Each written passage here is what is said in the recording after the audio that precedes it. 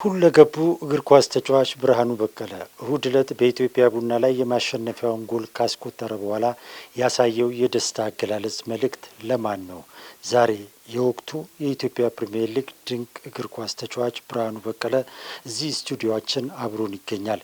ከእሱ ጋር በወቅታዊ ጉዳይ ዙሪያ ቆይታ የማደርግ ይሆናል። እስከ ፕሮግራሙ ፍጻሜ ድረስ አብራችሁን እንድትቆዩ የምጋብዛችሁ የፕሮግራሙ አዘጋጅና አቅራቢ መላኩ ወልደ ሰንበት ነኝ። መልካም ቆይታ። ብርሃኑ በቀለ እንኳን ደህና መጣ። አመሰግናለሁ። እንኳን ደህና ቆያችሁኝ። እንግዲህ የወቅቱ ወይም የሳምንቱ አነጋጋሪ ሰው ይችላል። በዚህ ዓመት እንግዲህ ዓመቱን ሙሉ አብዛኛውን ጊዜ በሜዳ ላይ በምታሳያቸው ድንቅ እንቅስቃሴዎች ለቡድን በምታስቆጠራቸው ወሳኝ ጎሎች ብዙዎች አድናቆታቸውን እየገለጹልህ ይገኛሉ። ከዚህ ጋር ተያይዞም ለተለያዩ ሽልማቶች እየታጨም ትገኛለህ። ሽልማቱን ከወዲሁ ማግበስበስ ጀምራል። በየጨዋታው እንግዲህ ማን ኦፍ ዘ ማች ሽልማቶችን እያገኘ ትገኛለህ። እንግዲህ ከ3 ጊዜ በላይ ይህን ሽልማት ያገኘ ይመስለኛልና ያ አንዱ ጉዳይ ነው። ሌላውና ወቅታዊ ጉዳይ ግን እሁድ ዕለት ከኢትዮጵያ ቡና ጋር በነበረው ጨዋታ ላይ ጎሉን ካስቆጠርክ በኋላ ያሳየው የደስታ አገላለጽ ብዙዎችን እያነጋገረ ይገኛል። በተለይ ደግሞ የኢትዮጵያ ቡና ደጋፊዎችን ይህ የደስታ አገላለጽ ትንሽ ያስቆጣ ሆኖ ታይቷልና ይህ የደስታ አገላለጽ መልእክት ምንድን ነው? ለማን ነው የሚለው ጉዳይ እናነሳለን። ከዚሁ ጋር ተያይዞ ቀደም ሲል እንደገለጽኩልህ በወቅታዊ አቋም ዙሪያ እንዲሁም ከሲዳማ ቡና ታሪካዊ የኢትዮጵያ ፕሪሚየር ሊግ ድል ጋር በተያያዘም እንደዚሁ አንዳንድ ነጥቦችን እያነሳን ቆይታ የምናደርግ ይሆናል። በቅድሚያ ግን እዚህ ስቱዲዮአችን በወቅታዊ ጉዳይ ዙሪያ ሀሳብ አስተያየትን ልሰጥ ስለምትመጣ እጅግ አድርጌ አመሰግናለሁ። እኔም እንግዲህ እንግዳ አድርጋችሁ ስላቀረባችሁ ከልብ አመሰግናለሁ። እስኪ ከዋናው ጉዳይ እንነሳ። እንግዲህ እሁድ ዕለት ከኢትዮጵያ ቡና ጋር የነበራችሁ ጨዋታ እጅግ በጣም ወሳኝ ጨዋታ ሊባል የሚችል ነው። ይህን ጨዋታ ማሸነፍ ብዙ ትርጉም የነበረው ነበርና ከአንድ ጨዋታ ማሸነፍ በላይ ትልቅ ትርጉም ያለው ጨዋታ ነውና በዚህ ጨዋታ ላይ እንግዲህ የማሸነፊያውን እጅግ በጣም ወሳኛውን ጎል አስቆጥረሃል። ሁለተኛውን ጎል እንዲህ አይነት የማሸነፊያ ጎሎችን ስታስቆጥር ይሄ መጀመሪያ አይደለም። ከዛ በፊት በነበሩ ጨዋታዎች ላይ እንደዚሁ ሲዳማ በተጨነቀ ሰዓት ላይ እያስቆጠር ቡድን ለድል አብቅተሃልና የእሁድ ዕለቱ ግን ኢትዮጵያ ቡና ላይ ያስቆጠርከው ጎልና ያሳየው የደስታ አገላለጽ አንድ ነገር ጨምረህባት መጣክ። ከዚህ በፊት በነበሩ የደስታ አገላለጽ አክሮ ለየት ይሉ ነበር።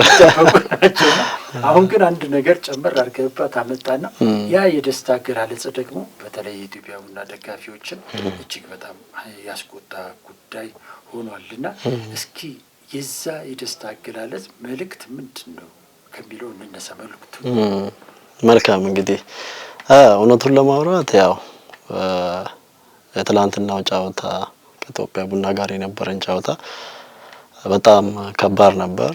ምክንያቱም ለዋንጫ ጉዞ ለምናደርገው መንገድ አንድ በአጠቃላይ ወደ ማለቂያው የሚያደርሰን ጌም ነበርና ምናልባትም ሻምፒዮን መሆናችሁ የምናረጋግጥበትም ጨዋታ ሊሆን ይችላል።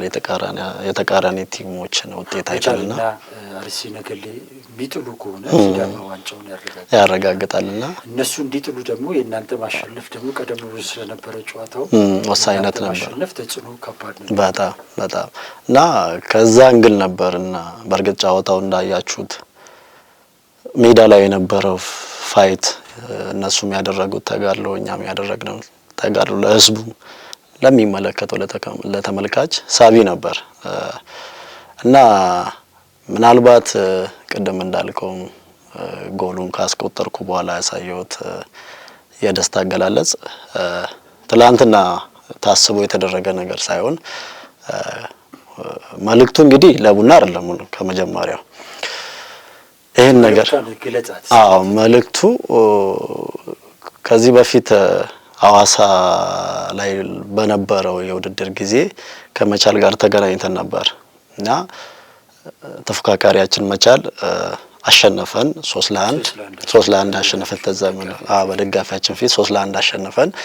በሳቱኒ አውት ኦፍ ነበርኩኝ በካርድ በቅጣት እና እንግዲህ ሜዳ ውስጥ ከሚጫወተው ይልቅ ውጪ የነበርኩት እኔ በደንብ ይታያልና ሁለተኛውን ጎል ሲያገቡ ያሳዩት ሴሌብሬሽን ነበር የመቻል ተጫዋቾች። ከዛ በፊት ደግሞ ምን አለ መሰለ መሌ በርግጥ እነሱና መቻል ነገሌ ናቸው የሚከተሉን እንግዲህ ፉክክር ውስጥ የነበር ነው በደንብ እና ጫወታው ከመደረጉ ከአንድና ከሁለት ቀን በፊት ምን ሰማን መሰለ መቻል ተጫዋቾች ረግጠናቸው እናሸንፋለን እናቦካቸዋለን ምናምን ሲሉ ነበር ከጫወታው በፊት ፉከራ ነበር። ያው ይሄ አልመጣም ግን እኛው ጋር ነበር እነሱኛ ጋር ደራረስ ነበር እንግዲህ በማን ያደርስ ሰው አለ። በርግጥ ይሄ እንትን ፉክክር በእኛ ሀገር ብቻ አይደለም ቃላት ምልልስ ጦርነቱ ባደጉት ሀገራትም ያለ ነውና የበለጠ ደግሞ ስፖርቱን እንድትወድ የበለጠ ደግሞ አንተ ሜዳ ላይ የምታደርገው ተጋለው ጤናማ ፉክክር ነውና የሆነው ነው እንግዲህ ያሉት ተሳካላቸው ለነሱ እኛ እንበላለን አረኛ የትም አይደለም እኛ ደርሰን ዋንጫውን እናሸንፋለን ዋንጫውን እንበላለን አይነት ነገር ነው። ያንን ስንሰማ በጣም እንትን አለን ማለት ነው። ተዳደረ ተጋርመቱ ወሬው ረበሸን በጣም ስሜታችንን የበለጠ እንትን አደረገውና እንደውም እኔ የመጨረሻውን ጫወታ ከነሱ በፊት ከመቀሌ ጋር ነበር ልክ ከአዳማ ተመልሰን ከመቀሌ ጋር ተጫውተን እኔ ለካ 10ኛ ብጫ አይቻለሁ እኔ 9 መስሎኛልና ይሄንን ነገር ሰምቼ አራ ችግር የለው ምናምን እንላለን። በንጋታው ነው ቅጣት እንዳለብኝ ምናምን 10 ብጫ ሞልቶ ለጫወታ እንደተቀጣው ያረጋጋጥኩትና መጨረሻ ላይ እንግዲህ ወደ ጉዳያችን ስንገባ እነሱ ድል ቀንቷቸው ሁለተኛውን ጎል ሲያገቡ 1-0 የምራ ነበር ደርሶ መልስ 2-1 አደረጉ ማለት ነው ከኋላ ተነስተው እና በሰዓቱ ሁለተኛውን ጎል ሲያገቡ ያሳዩት የደስታ አገላለጽ ነበር። ምናልባት ስፖርቱን የሚከታተል ሰው ያውቀዋል የማያውቅ ምናልባት እንግዲህ በዚህ ጉዳይ የተወዛገበ ሰው ገብቶ ሰርች አድርጎ ማየት ይችላል እንግዲህና ያንን እንግዲህ ካደረጉ በኋላ ከወጣን በኋላ በጣም በራሳችንም ተናደድን። አደረጉት እኮ እንዳሉትም እንደፎከሩት አደረጉት ብዬ እኔ በቃ እውነት ለመናገር በዛ ጨዋታ በጣም ጥሩ ነበሩ ይገባቸዋል እውነቱን ለማውራት ይገባቸዋል ጥሩ ነበርና እንግዲህ አታምንም ስትሸነፍ ደግሞ ተሸናፊ አያምንም በቃ ሊሆን እንተናለና ሁላችንም በቃ እውነቱን ለማውራት ያቺ ነገር በጣም አሳመመችን። እንትን አርገው ሴሌብሬሽን ያደረጉት ነገር ዘመበልጎ ግሩም ነበር በሰዓቱ እንዲያግብቶ ምናምን ረግቶ ምናምን የመቱትና ቀን እየጠበቅን ነበር። አሁን ከዛም እኛ በቃ ትንሽ ወደ ማረጋገጡ ከደረስን ይሄንን ሴሌብሬሽን እናደርጋለን ብለን ሁላችንም ተስማምተናል። እንደውም እኔ አላሰብኩም ልጆቹ ነበር ያነቃቁኝ የተናደዱ ልጆች አሉ። አብዛኛው ጊዜ እውነቱን ለማውራት ሶሻል ሚዲያ ብዙም አልተጠቀምም እና የሚጠቀሙ ልጆች እንዲህ ሲሉ በቃ እኔም ትንሽ ስሜታዊ ሆንኩኝና እቺን ቀን እየጠበቅን ነበር። የሆነው ሆኖ ይሄ ያሰብነው እቅድ ኢትዮጵያ ቡና ላይ ሆነ እንጂ አሁን እንደሚራገበው ሚዲያ ላይ እንደሚወራው ብራኑ ኢትዮጵያ ቡና ረገጠ ምናምን በፍጹም አሁን እዚህ ጋር ግልጽ እንድትሆነ የኢትዮጵያ ቡና ደጋፊም ቢሆን ስሜታዊ የሆነው በዋናው መሰረታዊ ነገር ግሩም እንግዲህ እንደዚህ ብሎ ነው ከዛ ጥሎ ረግጦ የመታው ወይም መቻሎች አደረጉ የሚባለው በዛ ደረጃ እንመን። ያንተ ግን ጎሉን ካገባ በኋላ እንደዚህ ብለሃል ይሄ ደግሞ ቡናውን መጠጣት ነው ብለሃል ከዛ ወረወረው ሰበረው ረጋገጠው እንደገና መታው የምትለዋ ነገር ነች። አሁን የቡና ደጋፊዎች ወደ ራሳቸው የመለሱት ያደረጋቸውና በርግጥ እንደዛ ብሎ ቢተረጉሙ ስህተት አይደለም። እውነታውን ግን ማስረዳት ይፈልጋል። አንተ እንዲህ ብለህ ያልከው ለምንድን ነው?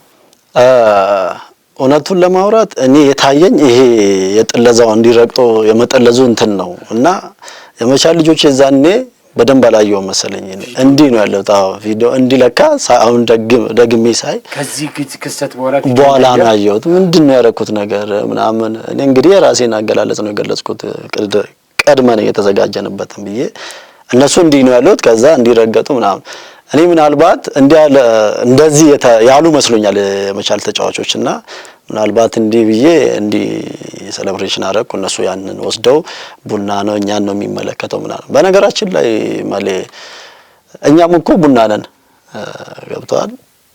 እነሱ የአንድ የሰብል እንትን ነው መጠሪያ ነንና ሎጓችንም ያ ነው። እነሱም ቡና ናቸው እኛም ቡና ነን። ራሴን እንዴት ረግጣለሁ እንዴ ጠጥቼ ራሴን እንዴት ረግጣለሁ ወደ ራሴ እየመለስኩት እኮ ነው አሁን ሳየውና ምናልባት በዚህ እንደውም የሚገርም ነገር ከሜዳው ወጥቼ ወደ ባሱ ስጠጋ የቡና ደጋፊዎች ነበሩ። ካንተ አንጠብቅም እንዲ ብርሃኑ ልክ አልሰራ ምናምን አሉኝ። ሳይለካ ነገሩ ሌላ ነገር ውስጥ ገብቷልና እኔም በእነሱ ቦታ ቢሆን እንደዛ ነው የምተረጉመውና አስረዳዋቸዋለሁ ነገር አይደለም ቤተሰብ እንደዛ አይደለም። ከዚህ በፊት እኛ ያቀርነው የሴሌብሬሽን አገላለጽ አለ ከመቻል ጋር ስንጫወት እንዲያርገውናልና ያንን የመልስ ምት ነው። ምክንያቱም ኢትዮጵያ ቡና እውነቱን ለማውራት ተፎካካሪ አይደለም ለዋንጫው ለሞራድም እየተጫወተ ያለ አይደለም ሴቭ አድርጓል ራሱንና እኛ ከራሳችን ካጠገባችን ካሉት ጋር ነው ፉክራችን። የመልስ ምቱም ያ ነው። በዛ ላይ ምን አለ መሰለ ትላንትና ምናልባት ጫዋታውን ተመልክተ ከሆነ የኛ ደጋፊ እኛ ጎል ሳይገባብን በፊት ጊዮርጊሶች ጎል አግብተዋል እና የኛ ደጋፊ በስልክ እየተከታተሉ ነው። ጊዮርጊስ እየመራ ነው እየነገሩን ነበርና ያ ደግሞ ምንድነው እኛም የበለጠ እንድንነሳሳ ቶሎ ነገሩን መግደድ እንላለብን አይነት ነገር ነውና እዛ እነሱ ስለተሸነፉ ሲጀመርም መቻል ነው ምን ፈልገው ቲም ነው እየተመሩ ነው። እኛ ካሸነፍን ሁለተኛውን ጎል ሲደግሙ እየመራ ነው አሁንም በቃ እኛ ይሄ ሴሌብሬሽን በቃ ዛሬ ቀኑን አግኝቷል አይነት ነገር ነው ተገጣጠመልና ያንን በማድረግ ነው እንጂ ለደጋፊዎቹ ማልኳቸው ለአጠገብ መጥቶ ላወሩኝ እንዲህ አይደለም እንዲህ ከዚህ በፊት የመቻል ተጫዋቾች እንዲህ ሴሌብሬሽን አድርገዋል ያንን ነው ያንን አጸፋ ምላሽ ነው የመልስ ምት ነውና እናንተን ለማለት አይደለም አልኩኝና ዞሮ ማለ ምንድነው ምናልባት እኔ እንደም ማታ ከእንተኑ በኋላ ልጆች ይሄ ነገር እንዴት ነው ቀስ በቀስ እየተጋጋለ መጣኩ ሚዲያው ላምና እና ፌስቡክ ገብቼ ሳይ ምናልባት አንድ አካል አለና ትልቅ እንግዲህ ከዚህ በፊት ተጫዋች የነበረ ትልቅ ሰው አሁን ስምን መጥቀስ አልፈልግም እውነቱን ለማውራት እና ብርሃኑ እንዲስዳማን ኢትዮጵያ ቡናን ተሳርበዋል ዋጋውን ይከፍላል ምናምን አይነት ነገር ሲባል እንዴ ሰው እንዴት ነው ባልተረዳበት መንገድ ምንም ባላወቀበት ባለቤቱ ነው ያለው ምናልባት ወይ እኔን ጠይቆኝ ምላሽ ሳያገኝ ዝም ብሎ እሱ ባሰበበት መንገድ ብቻ መጻፉ ሶሻል ሚዲያ እንግዲህ አብዛኛው ሰው ሶሻል ሚዲያ ተጠቃሚ ነው። በዚህ ውስጥ ደግሞ የኔ ወዳጆች አሉ አሁን ኢትዮጵያ ቡና ደጋፊዎች የኔ ወዳጆች አሉ አጠገቢ እንትምላቸውና እነሱንም ማስቀየም ይሆንብኛልና በዚህ ልክ ደግሞ ሶሻል ሚዲያ ላይ ዝም ብሎ ማውጣት ተገቢ አይደለም እላለሁና ባጭሩ ምናልባት እንዲህ ስለ ያገላለጽ ቡናን እናንተ የቡና ደጋፊው እንደነካው መስሏችሁ ከሆነ አጠቃላይ እንግዲህ የስፖርት አፍቃሪያንን የኢትዮጵያ ቡና ደጋፊ በመጀመሪያ ይቅርታ ማለት ፈልጋለሁ። ያ አይደለም እነሱም ብቻ ሳይሆን ምናልባት በእኛም ሳይዶ ነው በእኔም የኔንም ደጋፊ ይቅርታ መጠየቅ ፈልጋለሁ። ክለቡን እነሱንም ይመለከታል ቡና ነው ያ ነውና ይቅርታ ማለት ፈልጋለሁ። ጉዳዩ ያ አይደለም እንደሚባለው ሚዲያ ላይ እንደሚራገበው አይደለም። ይሄ ነው የኔ መልስ። ስለዚህ እቺ ከማለቴ ውጪ ሌላው ነገር በሙሉ መልእክቱ አላማው ግቡም መቻልን ተበቀለው እውነት ነው ተበቀለናቸዋል እያልኩ ነው በሚገባ እውነቱን ለማውራት ተበቀለናቸዋል። እንግዲህ ኳስ ሰላማዊ ጦርነት ነው።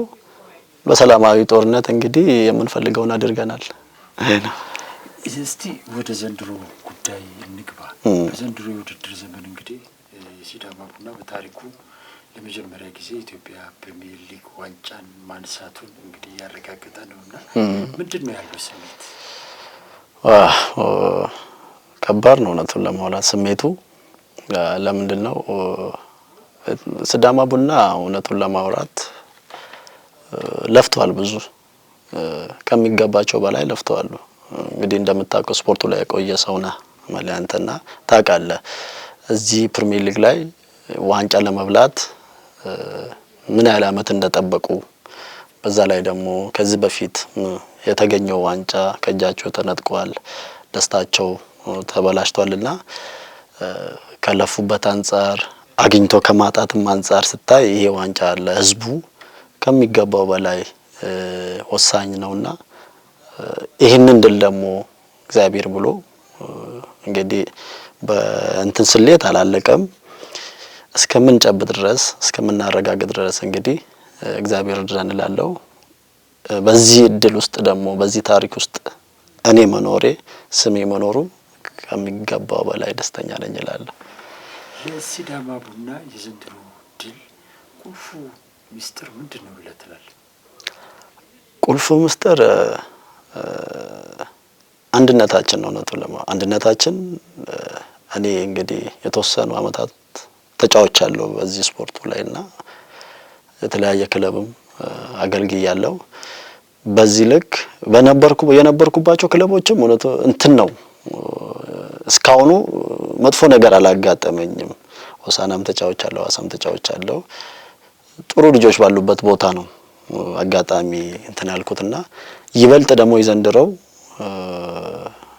ቁም ነገር ዋናው ነገር ምለው ቲም ስፒሪቱ የበለጠ ልጆቹ እርስ በርስ የመከባበር እንትናቸው አሰልጣኞቹም ደግሞ በተለይ የነሱንም ስም ሳላነሳ ማለፍ አልፈልግም የሚሰጡን ፍሪደም እኔ እንደውም ኮች ምን ይላል መሰለህ ኮች ያሬድ እኔ አይደለሁም አለቃችሁ እኔ በዚህ ሰዓት ግባ በዚህ ሰዓት ወጣ እንዲያርግ አልላችሁም እናንተ ትላልቆች ናችሁ ስለዚህ ስራችሁ ነው ለእናንተ አለቃና የምል ወደ ራሳችን አረገው ኃላፊነቱን ወደ ራሳችን ሲያረግ ልጆቹ ያንን ሁሉ በስራቱ ተወጡት እና አጠቃላይ የቲም ስፒሪቱ በጣም የቲም አጠቃላይ ማኔጅመንቱ እዚህ ደረጃ እንድንደርስ አድርጎናል ብዬ አስባለሁ። ወሳኙ ጨዋታ ሴቱ ነው ለዘንድሮ ውድድር ዘመን የዋንጫ ተፎካካሪ ለመሆን ሻምፒዮን ለመሆን ወሳኙ ጨዋታ ብላችሁ የምትጠቅሱት ጨዋታ በአንተ ዘንድ የቱ? በእኔ ዘንድ ወሳኙ ጨዋታ በእርግጥ ሁሉም ወሳኝ ነው ግን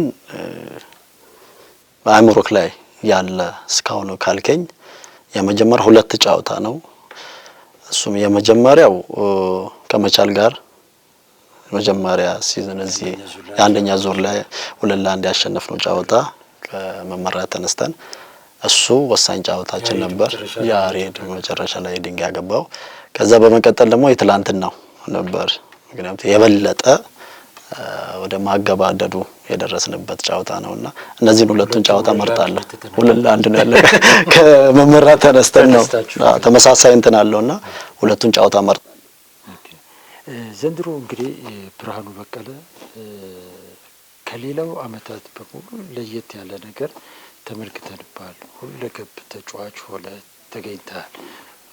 በዚህ ዘመን ብዙ አሰልጣኞች የሚመኙት የሚፈልጉት እግር ኳስ ተጫዋች የኢትዮጵያ ብቻ ሳይሆን የዓለም እግር ኳስም ሁለገብ ተጫዋቾችን በእጅጉ ይፈልጋልና አንተ ደግሞ ይህን ማድረግ ትችላለህ። እንግዲህ ተከላካይ ሆነ ተጫዋታል አማካይ ሆነ ተጫዋታል አጥቂ ሆነ ተጫዋታል አጥቂው ክፍሉ ላይ የትኛውም ቦታዎች ላይ እንደዚሁ ተጫውተዋል ጎሎችን ከአጥቂዎቹ በላይ ያስቆጠርክ ነው በቡድን ክለብ ላይምና ይህ ነገር እንዴት ሊሆን ይቻለ የሚለው የብዙዎች ጥያቄ ነውና እሱን እንመልስ። ያው እንግዲህ መጀመሪያ እንግዲህ ኳስ ሲጀምር መስመር ተጫዋች ነበርኩ ያው ከዛም በኋላ ነው ወደ ክለብ ስቀላቀል ሻሸመኔን የመጀመሪያ እንግዲህ 2008 ዓመት ምህረት ነበር የጀመርኩትና በአንድ ክለብ በፕሮፌሽናልነት እንትን ሻሸመኔ መስመር ተጫዋች ነበርኩኝ። ከዛም በኋላ ደቡብ ፖሊስ መጣሁኝ። በሰዓቱ ኮች ቾምቤ ነበርና እሱ ወደ ደቡብ ፖሊስ ሲጠራኝ ከሱ ጋር 2009 ሰራ 2010 ደግሞ ውጤት ትንሽ ሲበላሽ ማንቾ ቅጽል ስሙ ማንቾ ግርማ ታደሰ ኮች የወልዋሎ አሰልጣኝ ግርማ ታደሰ አጋጣሚ የፉልባካችን ተጫዋች ሲጎዳ እና ሰው አጣ እና ጠራኝ ለብቻዬ ብሬ እንዴት ነው ምናምን ደህና ነኝ አልኩት። ያለው ነገር ነገረኝ። እንዲህ ልጠቀም ነው ምን ታስባለህ ስል ችግር የለውም ምናምን አልኩት። እና አጋጣሚ ሆኖ በዛው ጫወታ አሪፍ ሆንኩኝ። እንደውም ቦታ ከሄ ነው በዚሁ ቀጥል አለኝ። እና ወደ ጥያቄው ስመጣ ያው ሁሉንም ቦታ ነካክቼዋለሁና ስትራይከርም የዛን አመትም ደግሞ ወደ ፖሊስ እያለሁ ስትራይከርም ተጫውቻለሁ። ስትራይከር አጫውቶኛል፣ ጎል አግብቻለሁና በርግጥ አንድ ተጫዋች የራሴ እምነት አንድ ተጫዋች ሁለገብ መሆኑ አንድ ለራሱም አማራጩ ይሰፋል፣ ሁለት ደግሞ ለክለቡም ውጤት አስፈላጊ ነው ብዬ ስለማምን ምናልባት አንዳንዴ ባንድ ቦታ ብቻ መወሰን መቆየት ልክ እንዳልሆነ ምናልባት አንዳንዴ ካለውበትም ቦታ ሌላው እንዴት ነው የሚጫወተው የመስመር ተጫዋች እንዴት ነው የሚጫወተው የሚለው ነገር በትንሹ እንትን እላለሁና ያ ነገር ጠቅሞኛል ብዬ አስባለሁ። እስካሁን ከተጫወትክባቸው ቦታዎች ግን ላንተ ምርጡ ቦታ ብለህ የምትለው የትኛው? ምርጡ ቦታ ያው እንግዲህ በደንብ የታወቅኩበት ቦታ ፉልባክ ላይ የቀኝ ፉልባክ ላይ ነውና እሱም እንግዲህ ሆሳና ላይ የነበረ ጊዜ ነው። አብዛኛው ሰው እንግዲህ እዛ ነው ያወቀኝ። ኢትዮጵያ ብሔራዊ ቡድን የተመረጥከው በዛ ቦታ ላይ ነው የተዋወቅኩት ፉልባክ ላይ እዛ ነውና እንግዲህ ያ ቦታ እንግዲህ ጠቅሞኛል፣ ራሴንም አሳይቶኛልና በዚህ አጋጣሚ ኮች ማንቾንም ኮች ግርማ ታደሰንም ቴንኪው እላለሁ። ለዛ ነው ብቻ ዘንድሮ እንግዲህ ብዙዎች ላንተ አድናቆታቸውን ክብራቸውን እየገለጹ ይገኛሉና ነገር ግን ከዚህ ከኢትዮጵያ ብሔራዊ ቡድን ጋር በተያያዘ ግን የመመረጥ እድሉ እስካሁን ማግኘት አልቻልክም። ጥሩ በነበርክበት ሰዓት ላይ ብዙዎቹ እየተናገሩ ባለበት ሰዓት ላይ ይህን እድል አለማግኘት ምን የፈጠረብህ ነገር አለ? ያ በርግጥ ያው ሳትመረጥ ስቀር እንትን ይላል፣ ደስ የሚል ስሜት የለውም። ምክንያቱም እጫወታለሁ አደርጋለሁ ብለህ ባሰብክበት ወቅት እንደዚህ አይነት ሲቹዌሽን ሲገጥም ስሜቱ ትንሽ ቀላል አይደለም። ያም ሆኖ ግን ያው ዋናው የብሔራዊ ቡድናችን ውጤት ነውና ቅድሚያ ለሱ ብሰጥ ይሻላል የኔን ስሜት እንትን ብዬ በሚል ከዚህ በፊትም እንትን ነገር ተናግሬያለሁና ያው ስሜቱ ደስ አይልም እውነቱን ለማውራት። እንግዲህ መራጮች የራሳቸውን አመለካከት አላቸው እይታ። ለምን አልመረጡኝም ብዬ እንትን አይደለም። ጊዜው ሲደርስ ደግሞ የሚያዩኝ ጊዜ ይመጣልና ብቻ ቀላል አይደለም ስሜቱ፣ ደስ አይልም። ከዛ ካለህበት ከናሽናል ቲም ስትርቅ ስነ ልቦናም ጥሩ አይደለም። አደርጋለሁ ብለህ ከምታስበውም ደግሞ ካለምከው ግብ ትንሽ ቻሌንጅ ያደርጋልና ያ ደግሞ ትንሽ ይከብዳል። ዘንድሮ እንግዲህ ከተደረጉት 35 ጨዋታዎች ላይ ከ3 ጊዜ በላይ የጨዋታው ኮከብ ሽልማትን አግኝተሃል። ይህ ወዴት እያንደረደረኝ ነው ብለህ ታስባለህ? እንደውም ጠራርጌ ሁሉንም በወሰድኩ ማለት ያው ጥሩ ነው እንግዲህ የበለጠ እንድሰራ ነው የሚያደርገኝ። እንግዲህ ሰው የለፋውን ወይም የልፋቱን ውጤት በትንሹም ሲያይ እንደገና የመነሳት የመስራት አቅሙ ይጨምራልና ነገ ደግሞ የበለጠ እንድሰራ ያደርገኛል። ብቻ ቆንጆ ነው እንደዛ አይነት ሽልማቶች። ስለዚህ የ2018 የኢትዮጵያ ፕሪሚየር ሊግ ኮከብ ተጫዋች እንግዲህ አልተካተትኩም እውነቱን ለማውራት። ያው ጧት ነው ያየሁት ልጆች ሲያሳዩ ምናምን። እንግዲህ እኔ ራሴን ጠብቄ ነበር። መራጮች አሉ የራስ የሚመርጡበት መንገድ የራሳቸው አለ። እንግዲህ ዋናው ህዝቡ ላይ ተቀባይነትን ማግኘት ነውና ተቀባይነትን እስካገኘው ድረስ ምናልባት አንድ ሁለት ሰው ከደገፈልን ትልቅ ነገር ነውና ያንን አግኝቻለሁ። ብቻ ለቀጣዩ ደግሞ ይበልጥ ሰርቼ እዛ ቦታ ላይ መገኘት ፈልጋለሁ። እስኪ ከዚህ ከአካል ብቃት ጋር በተያያዘ ላንሳ። በሜዳ ላይ እንግዲህ 90 ደቂቃ ሙሉ ስትሮጥ ስትጋፋ ነው የምትታየውና ይህ ብዙ ተጫዋቾች ላይ የማናየው ጥቂት ተጫዋቾች ላይ ብናየው ነገር ነው እና አንድ 90 ደቂቃ አይደለም 290 ደቂቃ የመጫወት አቅም እንዳለ ነው የማየውና ይህ እንዴት ሊመጣ ቻለ? እነዚህ ጊዜያት እነዚህ ነገሮች ደግሞ አሁን ዘንድሮ ላይ ብቻ ሳይሆን አምና ካቻምናም ወደ ኋላም ሄደን ስናይ አመት ሙሉ በዛው ፍጥነት በዛው ጉልበት የውድድር ዘመኑን ስጨርስ ነው የምመለከተውና ከዚህ ጋር ከራስን ከመጠበቅ ጋር ከረፍት አወሳሰድ ጋር ከአመጋገብ ጋር ተያይዞ የምታደርጋቸው የተለዩ ነገሮች አሉ? በእርግጥ የተለየ ነገር አለ ብዬም አላስብም። እንግዲህ ማለት አንድ ተጫዋች እንግዲህ የረጅም አመት ለመጫወት ያሰበበት ቦታ ግቡን ለመምታት አንድ ራሱን ሴቭ ማድረግ አለበት በሁሉም ነገር። ለምሳሌ እንዳልከውም በአመጋገብ፣ በእረፍት አወሳሰድ፣ በሚሰራቸው ኤክስትራ ስራዎች ጊዜ ሰጥቶ እነዚህ ነገራቶች ማኔጅ ማድረግ ከቻለ እንግዲህ አሁን ቅድም ባልከው መሰረት 290 የመጫወት አቅሙ የሰፋ ነውና ያ ነገር ጠቅሞኛል። በቻልኩት አቅም ራሴን ማሳደግ ፈልጋለሁ። ከመደበኛው ትሬኒንግ ውጪ ለራሴ የምሰጠው ኤክስትራ ስራዎች አሉ። ያው ብዙም ጠንካራ ባልሆንም ቀጣይነት ባለው ባልሰራም አንዳንዴ ይደክማል ምን ትላለህ፣ ግን በትንሹም እሞክራለሁ። ከዛ ባለፈ ደግሞ እረፍት ማድረግ ባለብኝ ሰዓት አደርጋለሁ። እንዲሁም አመጋገብንም በቻልኩት አቅም ራሴን እንትን ማለት እሞክራለሁና ጉልበቴን ሴቭ ለማድረግ። ምክንያቱም ተጫዋች ጉልበቱ ነው ትልቁ ነገር። ምክንያቱም አቅም ከሌለ ትወጣለህ። አእምሮ ብቻ ሳይሆን ከጉልበትም ጭምር ጋር ነው የኛ ስራና ያንን ደግሞ በትክክሉ በሚፈልገው ስራው በሚፈልገው ልክ ካልያዝከው የአጭር ጊዜ ቆይታ ነው የሚሆነው በስራክ ላይና ያንን በመገንዘብ እንግዲህ የተወሰኑ ስራዎችን አንዳንድ ማድረግ ያለብኝ ነገር ቅድም እንዳልኩ እነሱን ነው ማደርገው። ያ ነገር ጠቅሞኛል። ያ ነው እንግዲህ ትልቁን ምስጢር።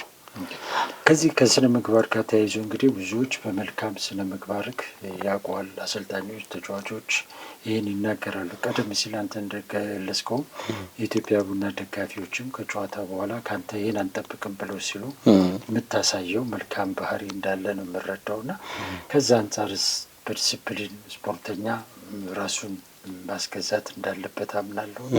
አሁንም ለኢትዮጵያ ቡና ደጋፊዎች ሌላ የምትለው ምን ነገር አለ? እንግዲህ የኢትዮጵያ ቡና ደጋፊዎች ክብር ይገባቸዋል። ምክንያቱም ይህ ስፖርት እንዲደምቅ ካደረጉ የክለቦች ደጋፊዎች አንደኛው ኢትዮጵያ ቡና ነው። ስመገናና ክለብ ነው። ምናልባት ኢትዮጵያ ቡና ላይ ብርሃኑ እንደዚህ ነገር አድርገዋል፣ ተሳድበዋል የሚባለው ነገር እንግዲህ ከእውነት የራቀ መሆኑን በመጀመሪያ መግለጽ ፈልጋለሁ። ቅድም ብያለሁና ይሄን ደጋፊ የኳሱ ድምቀት ነው፣ የስፖርቱ ድምቀት ነው። ክብር ይገባቸዋል ነው በአጠቃላይና አመሰግናለሁ። ይሄን ስለ ሲዳማ ቡና ደጋፊዎችስ ምን ትላለህ?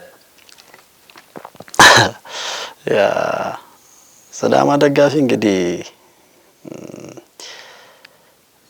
ጥሩ ደጋፊ ነው። ክለቡ ባለበት በውርቀትም በመልካምም ጊዜ አብሮ የሚጓዝ ደጋፊ ነውና ዘንድሮ ደግሞ እንዳያችሁት ይበልጥ ስፖርቱን እየደገፈ የመጣ ደጋፊ ስለሆነ በተለይ ለኛ ደግሞ ለክለቡ ትልቅ ሚና ተጫውተውልናል ለዘንድሮ ውጤት። ምክንያቱም አብዛኛው ጊዜ የኢትዮጵያ ፕሪሚየር ሊግ በተለይ አዳማ ሲሆን የታዘብኩት ነገር 12 ሰዓት ጨዋታ የምሽቱ 12 ጨዋታ ቀን ይገባሉ ጧት ተጉዘው ሜዳ ላይ መጥቶ ጨፍረው ደግፎ እንደምታዩት ሰለብሬት እኛንም ደግፎን እንደ 12ኛ ተጫዋች አርገው በዛ ድካም ነው የሚመለሱት ወደ ሐዋሳና ትልቁን ሚና ተጫውተዋል ብዬ አስባለሁና ምናልባት ይሄ ውጤት ለነሱ ይገባልና በጣም ላመሰግናቸው እወዳለሁ።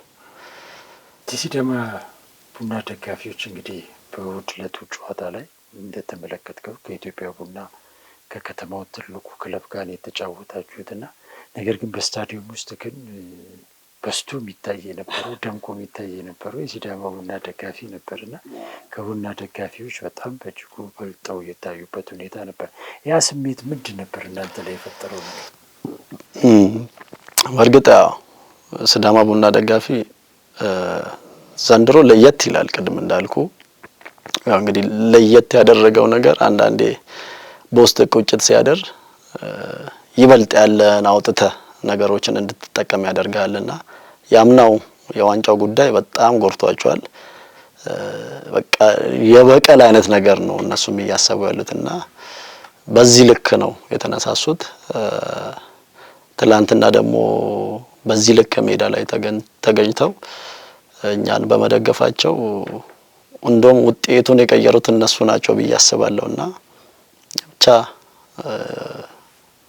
ጥሩ አሪፍ ደጋፊዎች ናቸው ላለ ዘንድሮ የመጨረሻ ጥያቄ ነው። ዘንድሮ ላይ ይህን ዋንጫ አመለጥን ብላችሁ የሰጋችሁበት አንገት የደፋችሁበት ጊዜ መቼ ነበር? በእርግጥ ያው ትሰጋለህ። የሰው ልጅ ነው እንግዲህ ተስፋ የሚያስቆርጡ ብዙ ነገሮች አሉ። እንደ ግል ካልከኝ እኔ ዋንጫ ጣለው የሚል ስሜት አልነበረኝም። የእውነቱን ሳወራክ ማለት ነው። ምናልባት ባለፈው ልክ ከዋሳ እንደተመለስን አራት ጨዋታ ውጤት ጥለን ነበር። ከጊዮርጊስ ጣልን፣ 3 ተከታታይ ውጤት አጣን፣ ተሸነፍን። የሚሰማ ስሜት አለ፣ እሱን አልዋሽም። በጣም በቃ ከባድ ውጥረት ውስጥ ነበርን። ግን በዛው በአስቸጋሪ ጊዜያት ደግሞ ልብ የሚነግር ነገር አለ አይደል? ያ ነገር እኔ ጋር ነበር። እንደውም ያው እንደ ካፕቴንም ለልጆች የምታስተላልፈው መልእክት አለና እንደውም የመጨረሻውን ጨዋታ ሆሳዕናን ስንሸነፍ ተሰበሰብን። አንዳንድ የተስፋ የመቁረጥ ስሜቶች ይታዩ ነበርና ከካፕቴኖቹ ጋር አንድ ላይ ሆነን አውርተን ያስተካከልንበት ጊዜ ነበርና በእርግጥ በጣም አስቸጋሪ ሰዓት ያ ጊዜ ነበር። ባለፈው ተከታታይ የተሸነፍንባቸው ጨዋታዎች ትንሽ ቻሌንጅ ያደረገበን ሰዓት እሱ ነውና ብቻ ተመልሰናል። ታንኪ ብሬ ለነበረን ቆይታ እጅግ አድርጌ አመሰግናለሁ። ምናልባት ቀረችን በገልጽችን በጨምር ብለህ የምትለው ነገር ካለ እሱን እናዳምጥና እናብቃ። እንግዲህ እኔም አመሰግናለሁ ስለሰጣችሁን ጊዜ። ያ እኔም ጨርሻለሁ ብለው ሌላ ነገር የለም። ከልብ አመሰግናለሁ። ክቡራንና ክቡራት አድማጭ ተመልካቾቻችን ስትከታተሉት የቆያችሁ ከሁለገቡ የሲዳማ ቡና እግር ኳስ ተጫዋች ብርሃኑ በቀለ ጋር በወቅታዊ ጉዳይ ዙሪያ ያደረኩትን ቆይታ ነበረ። እዚህ ጋር አበቃን።